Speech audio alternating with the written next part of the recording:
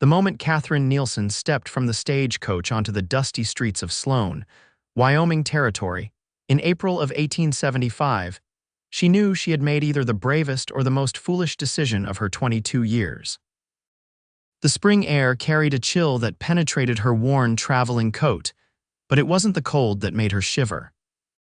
It was the realization that somewhere in this frontier town waited a man she had agreed to marry, a complete stranger who knew her only through a handful of exchanged letters and a daguerreotype that hardly captured her likeness anymore. Last stop, Sloan. The stagecoach driver called out, already unloading her two modest trunks containing everything she owned in this world. Katherine smoothed her wrinkled skirts and adjusted her bonnet, acutely aware of the curious glances from townspeople going about their business. A mail-order bride was hardly a novelty in these parts, but still, she felt exposed under their scrutiny. Her stomach knotted as she searched the faces of the men lingering near the station, wondering which one might be Xavier Keller. In the 3 months since she'd answered his advertisement in the matrimonial news, she had constructed an image of him based on his letters: straightforward, hardworking, perhaps a bit lonely.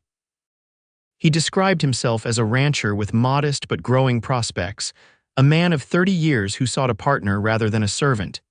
His honesty had appealed to her when so many advertisements had seemed deceptive in their promises. Miss Nielson. Katherine turned at the sound of her name, coming face to face with a tall man whose broad shoulders were draped in a worn duster. His face was weathered by sun and wind, with several days' worth of stubble darkening his jaw. But it was his eyes that captured her attention, a striking blue that contrasted sharply with his sun-darkened skin and dark hair that curled slightly at his collar. "Mr. Keller?" she asked, her voice steadier than she felt. He removed his hat, revealing hair as black as a raven's wing. "Xavier Keller, madam. Most folks call me Zav." His voice was deep but gentle, carrying the faintest hint of an accent she couldn't place. "I hope your journey wasn't too difficult," Katherine swallowed. This man was both exactly as she had imagined and nothing like she had expected. Taller, more imposing, yet there was something in his manner that spoke of restraint and consideration. "It was long," she admitted, "but not unbearable," he nodded, seemingly uncertain what to say next. After an awkward moment, he gestured to her trunks. "May I?" At her nod, he easily lifted both, one under each arm. "My wagon's just over there. Unless you'd prefer to rest at the hotel tonight, the ranch is about an hour's ride." The consideration surprised her. In her experience, men rarely concerned themselves with a woman's comfort. "I would prefer to reach our destination today if it's not an imposition." Something like approval flickered in his eyes. "Not at all." As they walked to his wagon, Katherine felt the weight of her decision with each step. She had left behind a life of grueling work as a seamstress in Chicago, days spent bent over fine dresses she could never afford, nights in a boarding house shared with 6 other working women. After her parents' deaths from influenza 3 years prior, she had kept herself afloat but found little joy or prospect for improvement. Xavier's advertisement had offered a different path: marriage to a man of means enough to support her, in exchange for companionship and help running his household. It wasn't love, but it was a practical arrangement that might, with time, grow into something more. He helped her onto the wagon bench with a strong but gentle hand, then secured her trunks in the back. As he climbed up beside her, leaving a respectful distance between them, she noticed the careful way he handled the reins, the quiet confidence in his movements. They traveled in silence for several minutes, the town of Sloan receding behind them as the landscape opened up into vast stretches of prairie and distant mountains. "I expect you have questions," Xavier finally said, his eyes fixed on the road ahead. "About me, about the ranch." Katherine appreciated his directness. "Yes, I do. Your letters were informative, but letters can only say so much," he finished for her, "and people can lie in letters." "Yes," she admitted, studying his profile. "I won't lie to you, Miss Nielson. My ranch isn't the biggest in the territory, but it's growing. I've got 200 head of cattle, a decent stretch of land with water rights, and a house that's solid if not fancy." He paused. "I've been here 7 years, came west after the war. You fought?" She asked, noticing a slight stiffness in his left shoulder. He nodded once. Union cavalry, but that's behind me now. Katherine sensed there was more to that story but didn't press. And you've been alone all this time? Xavier's hands tightened slightly on the reins. Had a partner for the first few years, old army friend. He died of fever 3 winters ago. Since then, it's just been me and a couple of hired hands who help with the herd. The matter-of-fact way he spoke of loss reminded Katherine of her own grief, something lived with rather than overcome. I'm sorry about your friend. Thank you, he said quietly. Then, changing the subject. There's a town doctor in Sloan, decent enough man. A general store, blacksmith, saloon standard fare, church service every Sunday though the preacher rides circuit and only comes through every other week. Katherine appreciated the information but felt a need to address what lay unspoken between them. Mr. Keller, I should be direct about our arrangement. He glanced at her then, his expression unreadable. Please do. I've agreed to be your wife and I don't take that commitment lightly. But I think we should be clear that this is an agreement of mutual benefit, not, she hesitated, not a love match. Xavier was quiet for so long that Katherine wondered if she'd offended him.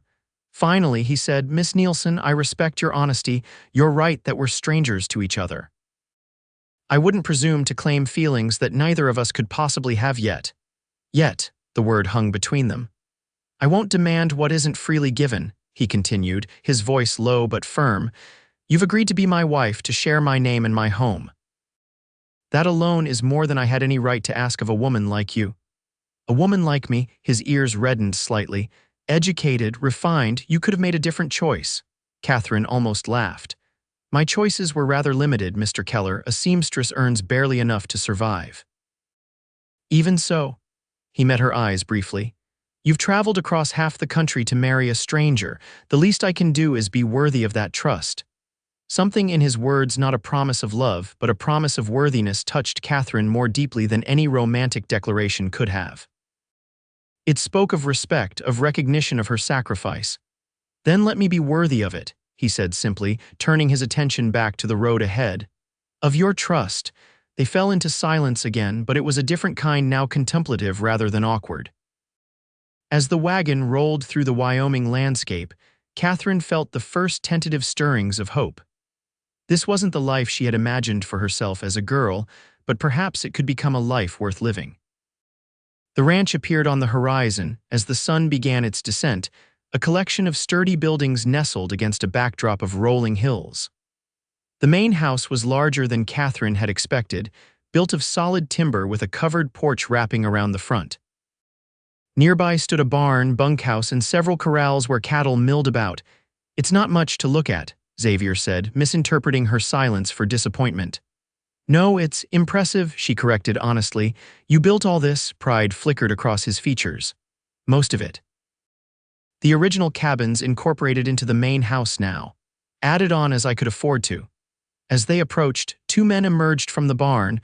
One was older, perhaps in his 50s, with a limp and graying hair. The other was younger, barely out of his teens. That's Hank Miller, Xavier explained, nodding toward the older man. Been with me almost from the beginning, the boy's Joe Benson. Good worker, though still green. They pulled up to the house, and Xavier set the brake before coming around to help her down.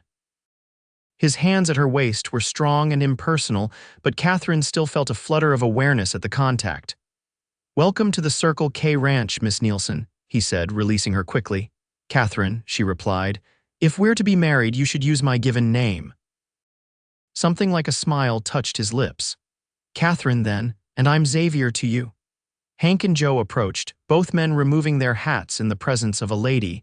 Xavier made the introductions, and Katherine noted the curious but respectful way the men regarded her. Mighty pleased to meet you, madam, Hank said with a slight bow. Boss has been fixing up the house something fierce these past weeks. Xavier cleared his throat. Hank, could you help with Miss Nielson's trunks?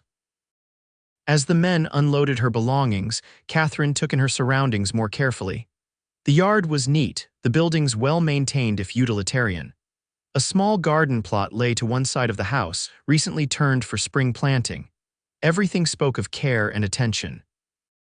Xavier led her to the house, opening the door and stepping back to let her enter first. The interior was surprisingly bright and spacious, with large windows that caught the late afternoon light. The furnishings were simple but solid: a dining table with chairs, a settee and armchair before a stone fireplace, shelves lined with books that surprised her. The kitchen's through there, Xavier pointed. Bedrooms upstairs there are too. I've been sleeping in the smaller one, but the master is yours now. Had the rooms whitewashed last month. Katherine noted the fresh paint, the swept floors, the absence of the bachelor clutter she had braced herself to find. You've gone to considerable trouble, Xavier shrugged. Wanted it to be proper for you. A silence fell between them, heavy with unasked questions and unspoken concerns. Finally, Xavier cleared his throat. I know we discussed marriage in our letters, but I want to be clear about something, Katherine. His voice was serious. I won't rush you. We'll have a proper ceremony when you're ready, not before. The Reverend won't be through for another week anyway. Relief flooded through her, followed by a prickle of something like disappointment that she quickly suppressed. Thank you, that's considerate. Until then, the house is big enough for both of us to have privacy. I'll continue to use the smaller room. Katherine nodded, grateful for his understanding. I appreciate that, Xavier. He ran a hand through his hair, a gesture that made him seem younger, more vulnerable. I'll let you get settled. Supper's usually at sundown, not fancy, I'm afraid. I'm sure it will be fine. After he left, Katherine sank onto the settee, suddenly overwhelmed by the reality of her situation. She was here in Wyoming, in the home of a man she barely knew, preparing to become his wife. The enormity of it pressed down on her like a physical weight. Yet as she looked around at the home Xavier had prepared for her, she couldn't help but feel a cautious optimism. He was not what she had feared, not rough or crude or demanding. Instead, he seemed almost as uncertain as she felt, as determined to make this arrangement work. She rose and climbed the stairs to inspect what would be her bedroom. The room was large and airy, dominated by a bed frame crafted of solid wood, topped with a fresh mattress and clean linens. A washstand held a pitcher and basin, and a chest of drawers waited for her belongings. On a small table by the window sat a vase containing wildflowers, a touch that brought unexpected tears to her eyes. This man, this stranger who would be her husband, had thought to bring her flowers. It was a small thing, perhaps, but in that moment it meant everything. The first days at Circle K Ranch established a cautious rhythm between Katherine and Xavier. They circled each other like wary dancers, polite and considerate, each careful not to intrude on the other's space. Xavier rose before dawn, handling ranch duties until returning for a midday meal. Katherine took charge of the house, grateful to discover that, while bachelor simple, it was cleaner and better ordered than she had expected. She found satisfaction in making small improvements, rearranging furniture for better flow, hanging the few decorative items she'd brought from Chicago, planting vegetable seeds in the garden plot. The physical work was a welcome distraction from her thoughts, which too often turned to the approaching wedding day and what would follow. On her fourth evening at the ranch, Katherine was kneading dough for the next day's bread when Xavier entered the kitchen. He'd clearly just washed up, his hair was damp, and he'd changed into a clean shirt. She'd noticed this habit: he never came to meals without making himself presentable, a courtesy she appreciated. Something smells good, he said, nodding toward the pot bubbling on the stove. Just a beef stew, she replied. I found some dried herbs in the pantry. Hank must have left those. He does most of the cooking when he's not working the herd. Xavier leaned against the doorframe, watching her work the dough with strong, sure movements. You don't have to do all this, you know. Katherine paused, flour dusting her forearms. I don't mind, I prefer to keep busy. Still, I didn't bring you here to be a servant. No, you brought me to be a wife, she said, the words coming out more sharply than intended. And a wife keeps house, does she not? Xavier's expression didn't change, but something flickered in his eyes. A wife is a partner, Katherine, at least that's my thinking. She resumed kneading, embarrassed by her outburst. I'm sorry, I didn't mean to sound ungrateful. You don't sound ungrateful. You sound like someone finding her footing in a new situation. He straightened. For what it's worth, I'm doing the same. The simple admission softened something in her. It's strange, isn't it, this arrangement? Strange, he agreed, but not without precedent. Half the marriages out here start this way. And do they work, these marriages of convenience? Xavier considered the question with the same thoughtfulness he seemed to apply to everything. Some do, some don't, like any marriage, I expect. Katherine shaped the dough into a loaf and covered it with a cloth. I suppose you're right. My parents had an arranged marriage, he offered unexpectedly. Back in Pennsylvania, my father was a blacksmith, needed a wife to help run the household while he worked. My mother came from a large family without much means. And were they happy? A small smile touched his lips. They grew to be. My father worshipped the ground she walked on in his quiet way, never said much, but you could see it in how he looked at her. The image was unexpectedly touching. And your mother, she said once that love wasn't what she expected when she married, but it was what she found. Said sometimes the things we don't go looking for turn out to be exactly what we need. Their eyes met across the kitchen, and for a moment, something unspoken passed between them, a shared recognition of possibility, perhaps. Then Xavier cleared his throat and moved to set the table, the moment passing like a cloud shadow across the prairie. That night, lying in her bed, Katherine found herself wondering about the man sleeping down the hall. What made a person like Xavier Keller seek a wife through an advertisement rather than courting a local woman? He was handsome enough, established, clearly respected by his employees. There must have been eligible women in Sloan or the surrounding area. Unless, like her, he carried wounds that made conventional paths difficult. The way he sometimes went quiet when the war was mentioned, the nightmares she'd heard through the wall on her second night, muffled sounds of distress that had made her heart ache even for a stranger. Perhaps they were both damaged in ways that made this unusual arrangement sensible. The thought was oddly comforting. The next morning brought unexpected activity. Katherine was hanging laundry when a wagon approached, driven by a woman perhaps a few years older than herself, with a girl of about 10 beside her. "Good morning." The woman called cheerfully as she pulled the team to a stop. "You must be Miss Nielson. I'm Elizabeth Cooper, and this is my daughter, Sarah." Katherine approached, wiping her hands on her apron.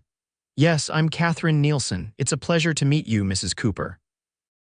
"Oh, call me Lizzie, everyone does." The woman hopped down from the wagon with practiced ease. She was pretty in a wholesome way, with warm brown eyes and hair tucked neatly under a bonnet. "We're neighbors. Our place is about 3 miles east." When Xavier mentioned at the general store that his intended had arrived, I told him we'd be by to welcome you properly. Xavier appeared from the direction of the barn, hat in hand. "Mrs. Cooper," he greeted with a nod. "Didn't expect you so soon." "No sense in waiting," Lizzie replied cheerfully. She turned to Katherine. "Men never understand how important it is for a woman to have female companionship, especially out here where neighbors are so far apart." Katherine found herself warming to the woman's straightforward manner. "It's very kind of you to visit." "Not at all. Besides, I've brought some preserves and a few other things to help you settle in. And Sarah's been dying to meet you, haven't you, dear?" The girl nodded shyly. "Pa says you came all the way from Chicago on the train," she said with wide-eyed wonder. "I did," Katherine confirmed. "It was quite an adventure. Would you like to come in for some coffee?" she offered, glancing at Xavier for confirmation. He nodded. "I need to check on a sick calf, but you ladies make yourselves comfortable." As they settled in the kitchen with coffee and the fresh bread Katherine had baked, Lizzie's friendly chatter filled the room. She explained that her husband, Thomas, ran a modest spread neighboring the Circle K and that they had been in Wyoming for nearly 12 years. "Xavier's been a good neighbor since he arrived," Lizzie said. "Helped Thomas when he broke his leg 2 winters ago, kept our herd together with his. Not many men would do that." Katherine stored this information away, another piece of the puzzle that was Xavier Keller. "And you've agreed to marry him sight unseen," Lizzie continued. "That takes courage, my dear, or desperation," Katherine said with a small smile. Lizzie's expression softened. "Many of us came west for new beginnings. I was a widow with a 2-year-old when I met Thomas. Life rarely follows the paths we expect." The conversation turned to practical matters, where to find the best fabrics in Sloan, which merchant gave fair prices, who made the best butter to trade for when Katherine's own cows weren't producing enough. "And of course you must come to church this Sunday," Lizzie insisted. "Reverend Parker will be there, and it's a good way to meet everyone at once." The thought of facing the scrutiny of the entire community made Katherine anxious, but she knew it was inevitable. "We'll be there." After the Coopers departed, promising future visits, Katherine found Xavier mending a fence near the barn. "Mrs. Cooper seems very nice," she said, approaching with a cup of water she thought he might need in the warm afternoon sun. He accepted it gratefully. "The Coopers are good people. Their boy James works for me sometimes during calving season. She mentioned your kindness when Mr. Cooper was injured." Xavier shrugged, uncomfortable with the praise. "Just being neighborly. Still, it speaks well of you." Katherine hesitated, then added, "She invited us to church on Sunday. I told her we would attend." He drove another nail into the fence board. "That's fine. Reverend Parker will be there. We could speak to him about the ceremony if you're ready." The reminder of their imminent wedding sent a flutter of nervous anticipation through Katherine. "Yes, I suppose we should." Xavier set down his hammer and turned to face her fully. "Katherine, if you've had second thoughts—" "No," she said quickly. "No, I haven't, have you?" His gaze was steady. No, something in his tone, in the quiet certainty of that single word, reassured her more than elaborate protestations could have. This man might be a stranger still, but he was a man who kept his word. "Then we'll speak to the Reverend on Sunday," she said. Xavier nodded, then surprised her by asking, "Would you like to see more of the ranch this afternoon? I could saddle a horse for you if you ride." "I haven't in years," she admitted. "My father taught me as a girl, but there wasn't much opportunity in Chicago." "I have a gentle mare that would suit you. Or," he added, "you could ride with me if you'd be more comfortable." The idea of sitting close to Xavier, perhaps with his arms around her to handle the reins, sent an unexpected warmth through her. "I think I'd prefer to try on my own if you don't mind. I should reacquaint myself with riding if I'm to live here." Was that disappointment that flickered across his face? It was gone too quickly to be sure. "Of course. I'll have Daisy saddled after I finish this section." An hour later, they rode side by side across the western edge of Xavier's property. Katherine was stiff at first, but muscle memory gradually returned, and she began to enjoy the sensation of freedom that came with being on horseback. Xavier pointed out landmarks: the creek that provided water for the cattle, the line of trees that marked the property boundary, the distant mountains where he sometimes hunted in the fall. "It's beautiful," Katherine said sincerely, taking in the vast openness of the land. After years in Chicago's crowded streets, the space and silence were both intimidating and exhilarating. "It can be harsh too," Xavier cautioned. "Winters are long and brutal. Summer brings drought some years. It's not an easy place to make a living. Yet you've managed." He guided his horse around a rocky outcropping. "I've been fortunate. Had some lean years at the start, but the herd's growing now. Another few seasons like the last, and we'll be more than comfortable." "We." The casual use of the plural didn't escape Katherine's notice. Already he was thinking of them as a unit, planning for a shared future. "There's something I should tell you," she said suddenly, the words tumbling out before she could reconsider. "About why I came west." Xavier reined his horse to a stop, giving her his full attention. "I'm listening." Katherine took a deep breath. "In my letters, I told you my parents died 3 years ago and that I worked as a seamstress. That was true, but it wasn't the whole truth." He waited silently, his expression open and free of judgment. "My father was a banker. We lived comfortably, not wealthy but secure. But after he died, we discovered he had made some poor investments. Everything was lost: our home, our savings." The memories still stung, the humiliation of watching their possessions auctioned off, the pitying looks from former friends.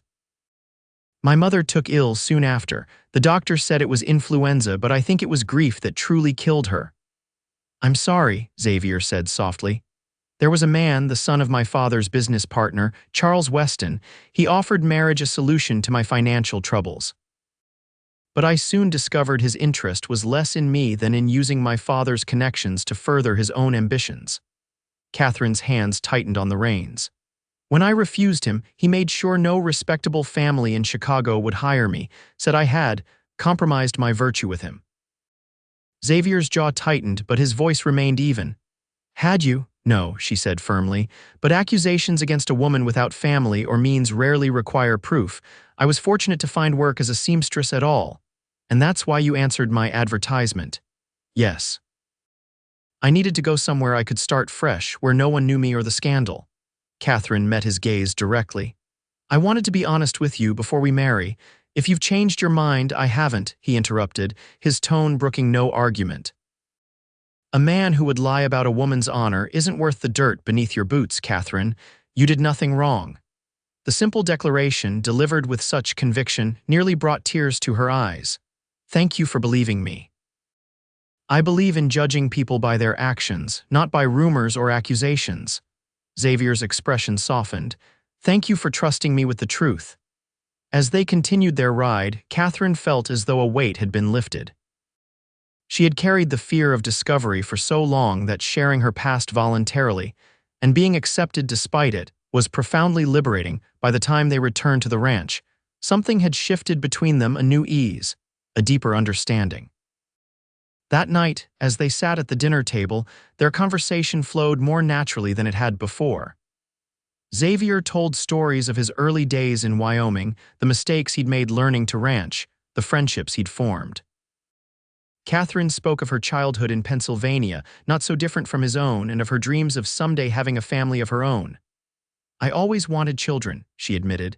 At least 2 or 3, Xavier's expression warmed. I'd like that too, a house full of little ones.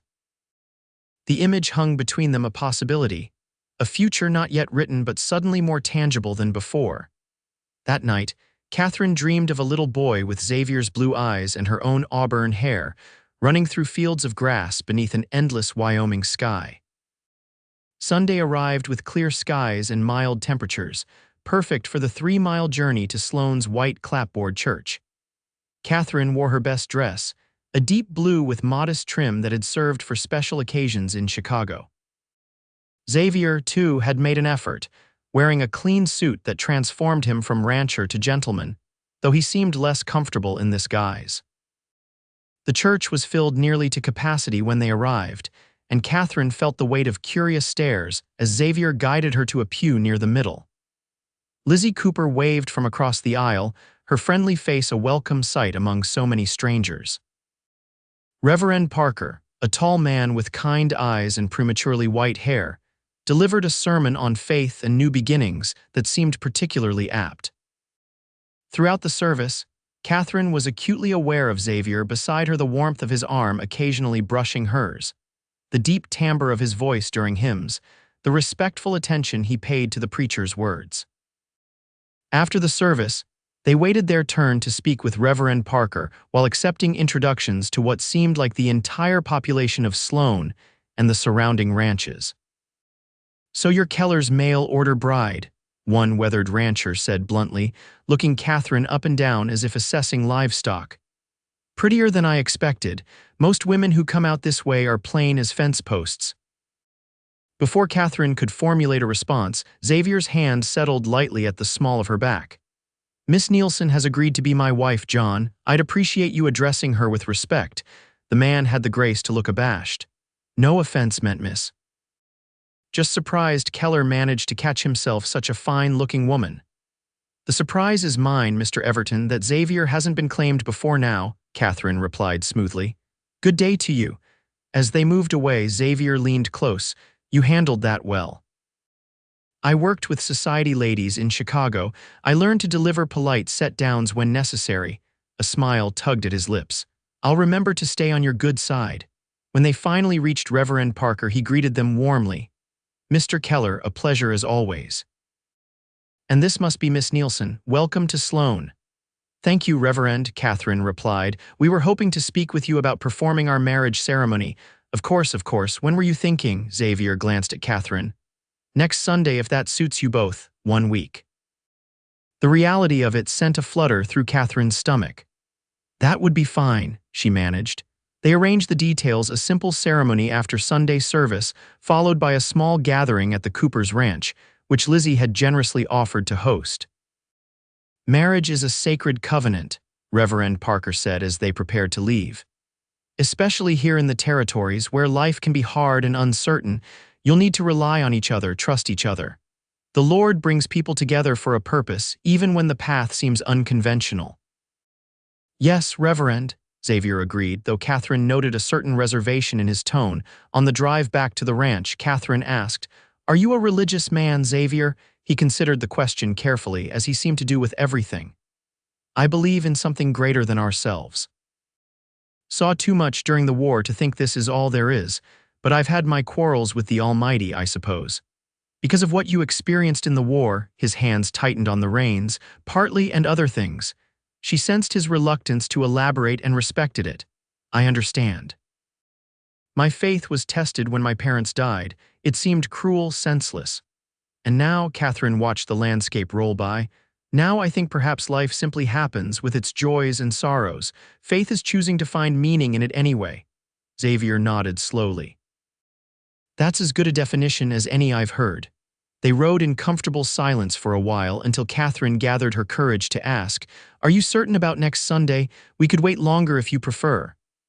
"I'm certain if you are," he replied, glancing at her. "But Katherine, I meant what I said before.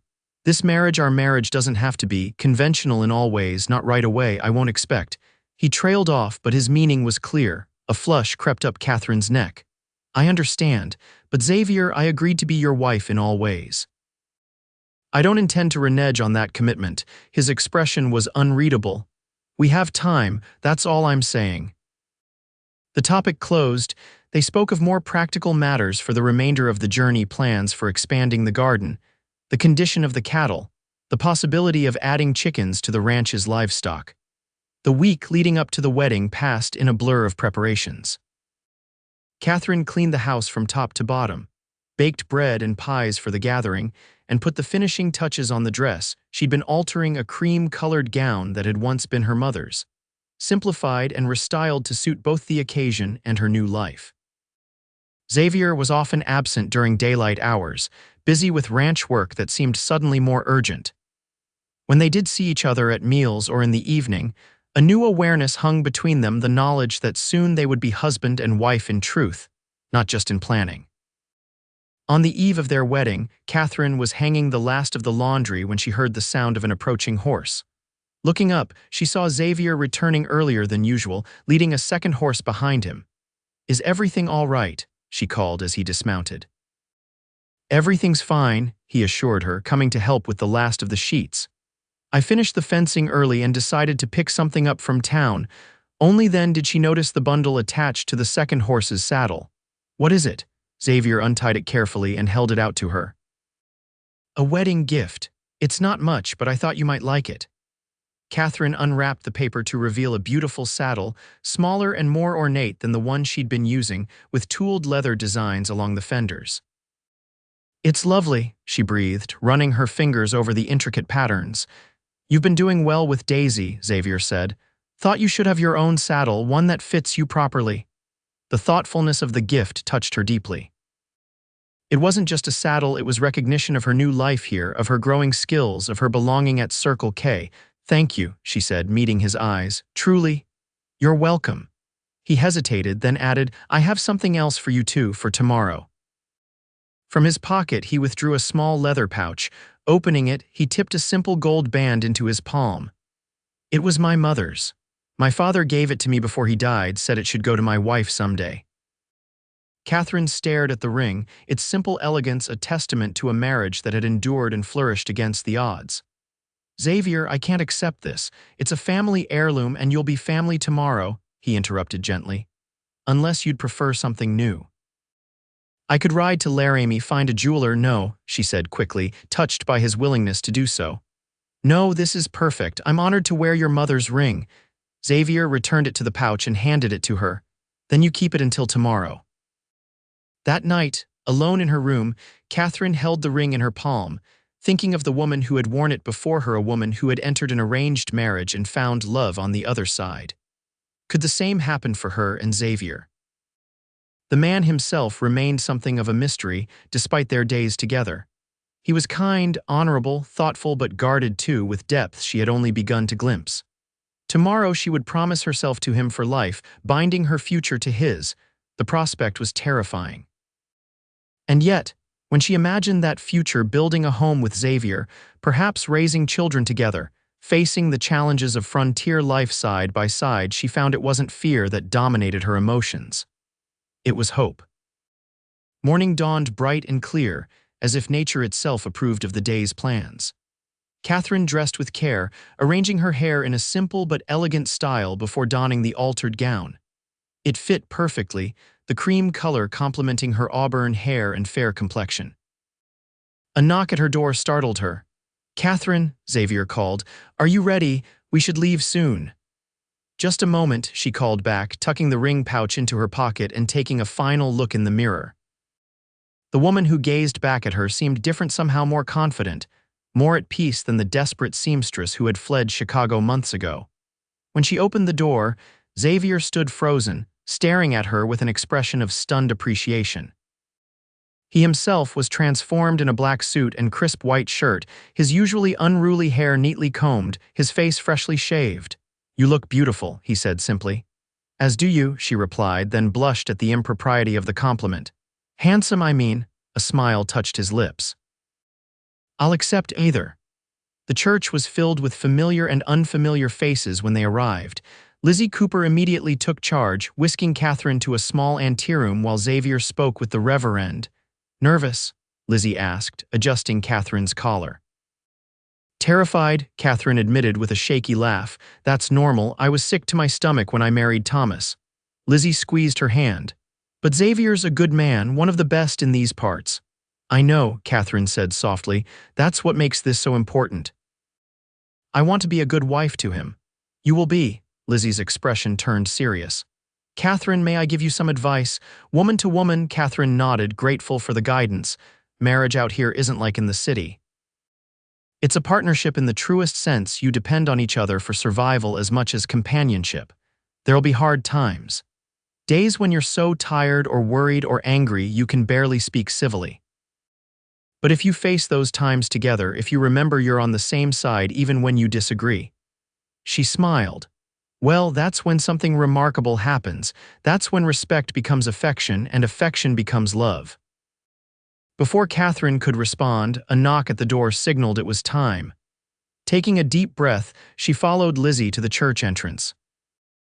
The ceremony itself was a blur, standing before Reverend Parker with Xavier at her side, repeating vows that echoed in the hushed church, feeling the weight of his mother's ring as he slid it onto her finger.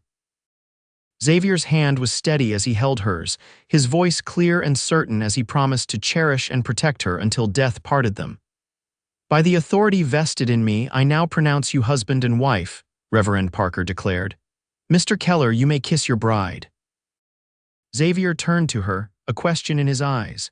They hadn't discussed this part, hadn't spoken of physical affection at all. Katherine gave a slight nod, and he leaned forward to press his lips gently against hers, a chaste, brief kiss that nonetheless sent warmth spreading through her entire body. And just like that, she was Mrs. Xavier Keller.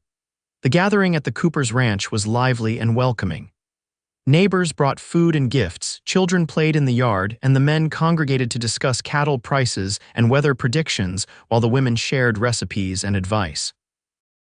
Katherine found herself surrounded by well-wishers, each offering congratulations and often practical tips for ranch life. Through it all, she was aware of Xavier across the room, engaged in conversation, yet his eyes would find hers periodically, checking that she was comfortable, sharing private smiles that made her heart beat faster. "Your husband can't take his eyes off you," an elderly woman named Mrs. Prescott remarked with a knowing smile. "That's a good sign, my dear. We've known each other such a short time," Katherine demurred.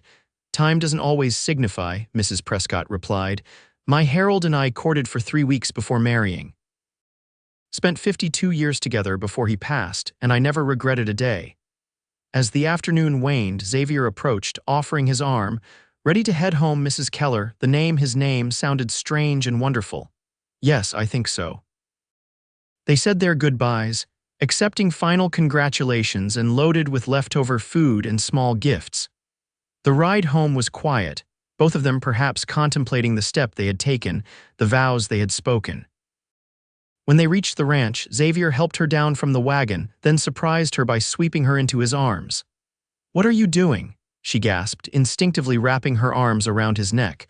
"Carrying my wife across the threshold," he explained. "It's tradition, isn't it?" "Yes, but I didn't expect. I'm full of surprises, Katherine," he said with a rare, full smile that transformed his serious face.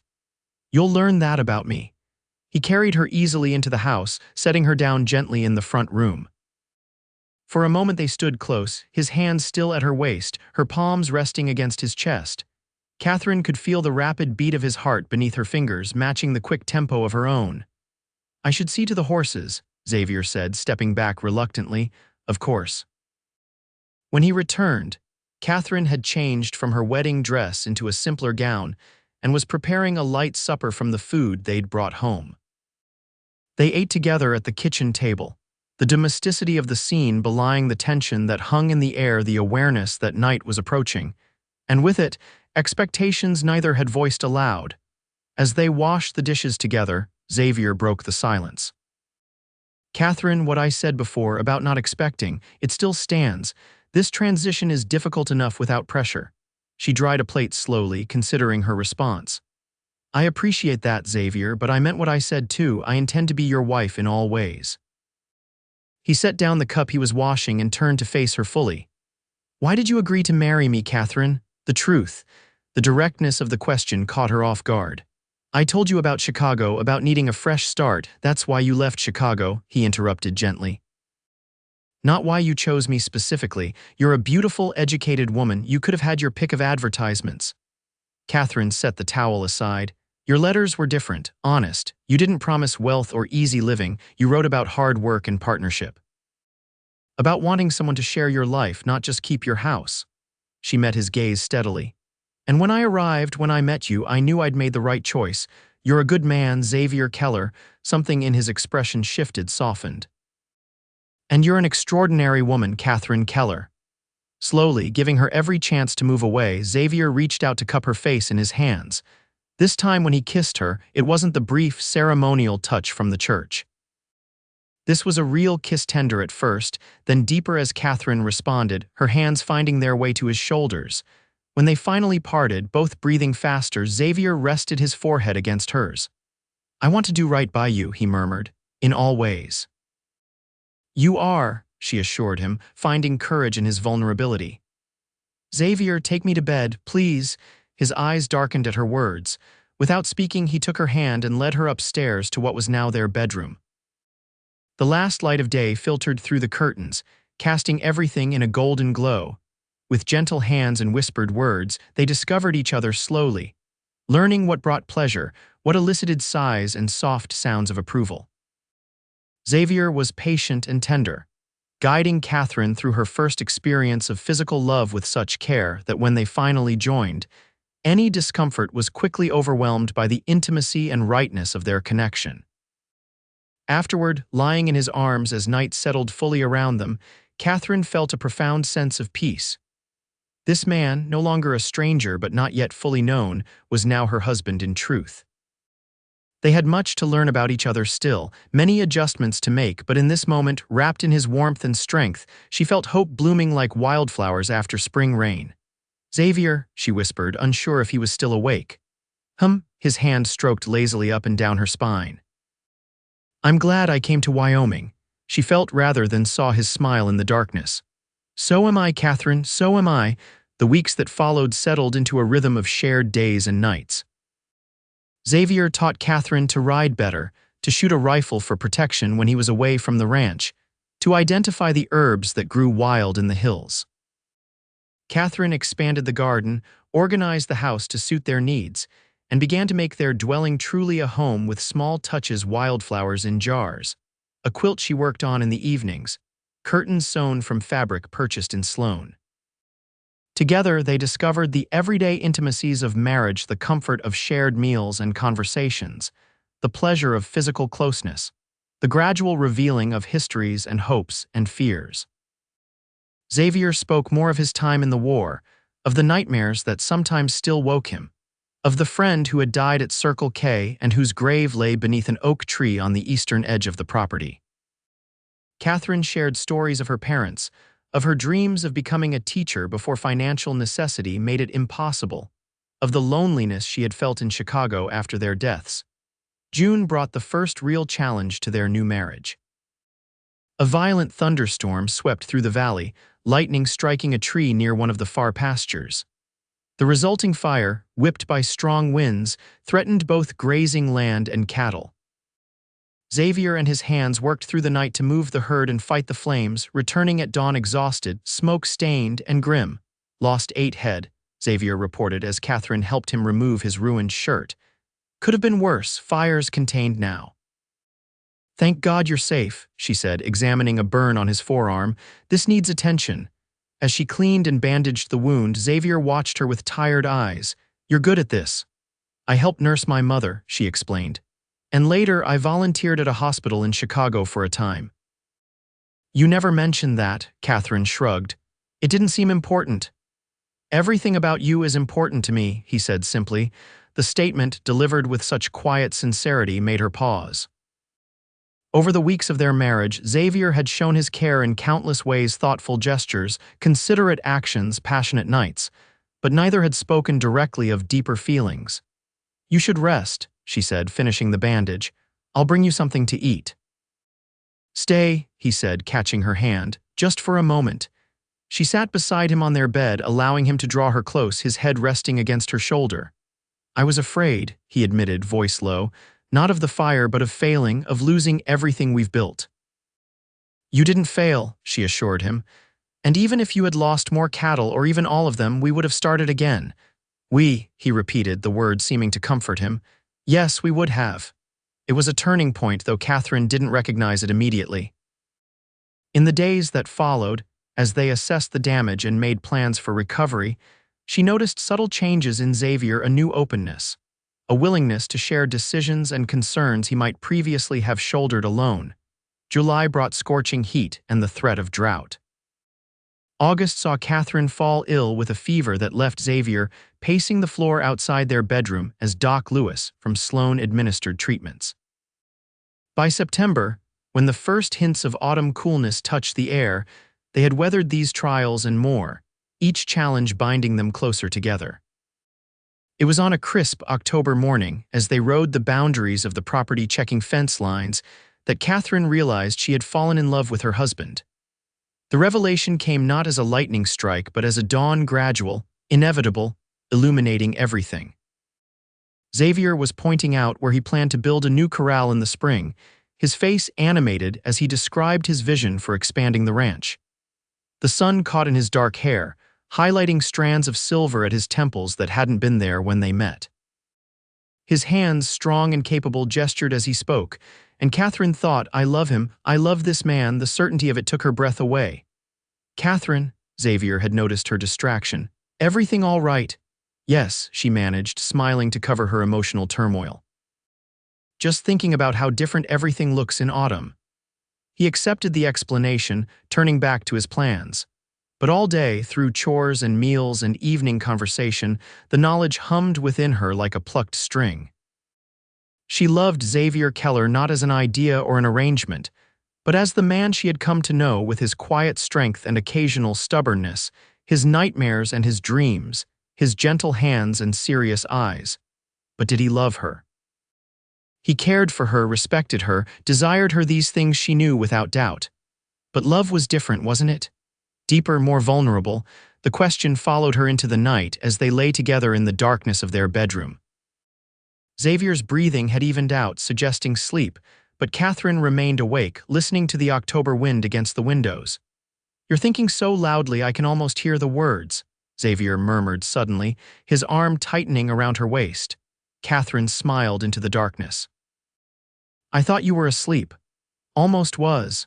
He shifted to face her, though she could barely make out his features in the dim light. "What's troubling you?" "Nothing's troubling me," she hedged. "Just thinking." "About?" Katherine hesitated, gathering her courage. "About us." "About how much has changed since April."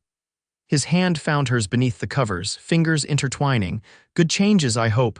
"Very good," she assured him.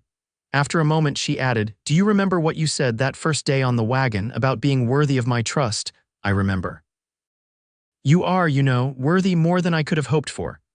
Xavier was quiet for a long moment, then, in a voice rough with emotion, "Katherine, I need to tell you something." Her heart stuttered. "What is it?" He sat up, lighting the bedside lamp so he could see her face. In its warm glow, his expression was solemn but tender. "When I sent that advertisement, when I wrote those letters, I was looking for a practical arrangement, someone to share the work, ease the loneliness I didn't expect. He paused, seeming to search for words. Didn't expect what? She prompted gently. Didn't expect you. Xavier's eyes held her steadily. Didn't expect to feel this way. Katherine, I love you. Not because you're my wife, though I'm grateful for that every day. I love you because you're brave and kind and stronger than you know. The words she had longed to hear, delivered with such honest simplicity, filled her with joy so intense it brought tears to her eyes. I love you too, she whispered. So much. Xavier gathered her into his arms, his kiss conveying everything words couldn't: gratitude, passion, devotion. When they finally parted, he touched her cheek gently, brushing away a tear. I never thought I'd find this, he admitted. After everything, the war, losing my family back east, struggling to build something here, I'd given up on this kind of happiness. So had I, Katherine confessed. After my parents, after Chicago, I came here seeking safety, stability. I never imagined I'd find love. Yet here we are. Xavier smiled, the rare, full smile that transformed his face and made Katherine's heart race. Mrs. Keller, would you do me the honor of falling asleep in my arms tonight and waking beside me tomorrow and every day after that for as long as we both shall live? Katherine laughed softly at the formal phrasing. I will, Mr. Keller, gladly. As winter descended on Circle K Ranch, bringing snow that transformed the landscape into a gleaming wonderland, Katherine and Xavier settled into the deep contentment of a marriage founded on practical partnership, but flourishing in genuine love. The cold months brought them closer still, with long evenings by the fire, shared stories, and plans for the future. Christmas was especially meaningful, their first holiday as husband and wife. They exchanged simple gifts. Katherine presented Xavier with a new coat she had worked on secretly for weeks, while he surprised her with a small piano purchased in Laramie and transported to the ranch with the help of neighboring ranchers. How did you manage this? Katherine gasped, running her fingers reverently over the keys. With difficulty, Xavier admitted, looking pleased with her reaction. You mentioned once that you played, that you missed music, thought it might bring some civilization to our frontier home. That night, as snowflakes drifted past frosted windows, Katherine played carols she remembered from childhood while Xavier listened, his expression one of profound contentment. When she finished, he drew her away from the instrument and into a dance, humming softly as they moved together in the firelit room. Merry Christmas, Mrs. Keller, he murmured against her hair. Merry Christmas, my love, she replied, savoring the rightness of those words on her tongue. January brought news that added to their happiness. Katherine was expecting a child, due in late summer. Xavier's joy at the announcement was tempered only by concern for her health. Ranch life is hard enough, he fretted. You need to rest more. Let me hire help for the house. I'm pregnant, not invalid, Katherine reminded him with a laugh. Women have been having babies on the frontier since the first settlers arrived. I'll be fine.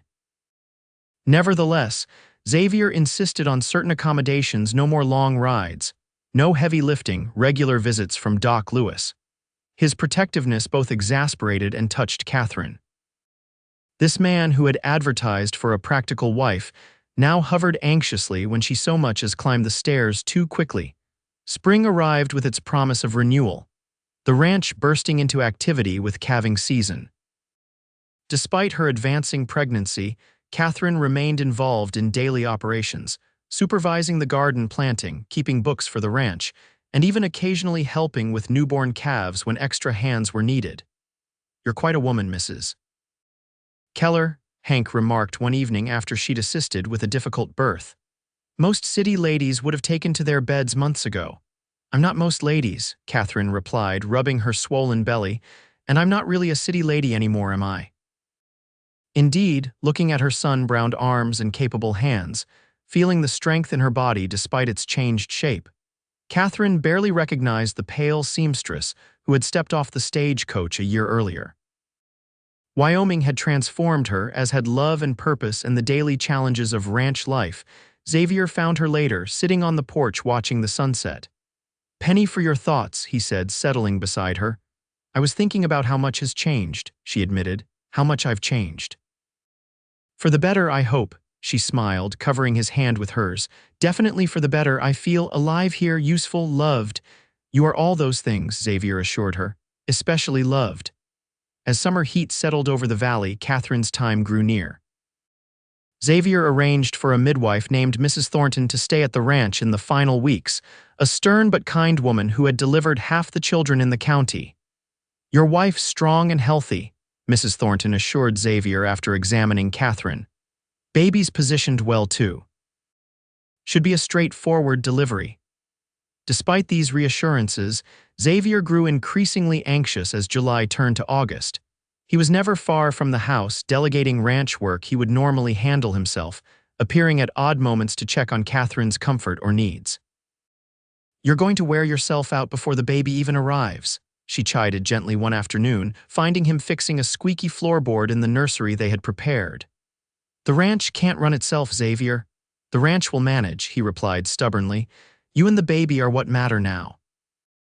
Katherine touched his cheek, understanding the fear behind his hovering. "We're going to be fine, I promise." The baby, apparently eager to prove her right, arrived 3 days later, a healthy boy with a powerful set of lungs and a shock of dark hair like his father's. The labor was long but uncomplicated, ending just before dawn with Mrs. Thornton placing the swaddled infant in Catherine's arms. "You have a son, Mr. Keller," the midwife announced to Xavier, who had paced the hallway through the night, rushing in at the sound of the baby's first cry. The look on Xavier's face, as he beheld his wife and child for the first time, was one Katherine would remember for the rest of her life, wonder and joy and fierce protectiveness, all mingled together. His customary reserve completely undone. "He's perfect," Xavier whispered, perching carefully on the edge of the bed. "You're both perfect." They named him James Thomas Keller, James for Xavier's father, Thomas for the friend buried beneath the oak tree who had helped build Circle K from nothing. Life adjusted to accommodate this new presence. The rhythm of their days now revolved around feedings and diaper changes, the miraculous discoveries of tiny fingers and toes, the collective holding of breath when little James slept longer than usual. Xavier proved to be a devoted father, as comfortable cradling his son as he was handling ranch business. "Never thought I'd see Xavier Keller singing lullabies," Hank remarked one evening, catching his boss gently rocking the fussing baby while Katherine prepared dinner. "Neither did I," Xavier admitted with a smile, "but there's a lot about me that's changed this past year and a half." As autumn painted the landscape in golds and reds once more, the Kellers received a letter that brought their journey full circle. It was from a young woman in Ohio named Clara Mills, responding to an advertisement placed by Elizabeth Cooper on behalf of a neighboring rancher who sought a wife. "She sounds terrified and hopeful all at once," Katherine remarked, reading the letter. "Reminds me of someone I used to know." Xavier wrapped his arms around her from behind, resting his chin on her shoulder. "Someone who became the heart of Circle K Ranch and the love of a very fortunate man's life." Katherine turned in his embrace to face him, their son sleeping peacefully in his cradle nearby. "Do you ever regret it?" Sending that advertisement, taking a chance on a stranger, Xavier's answer was a kiss, tender and certain. When he pulled away, his eyes held hers with the steady gaze that had first captured her attention on a dusty street in Sloan. "Best decision I ever made," he said simply. "Choosing you. Or perhaps letting you choose me."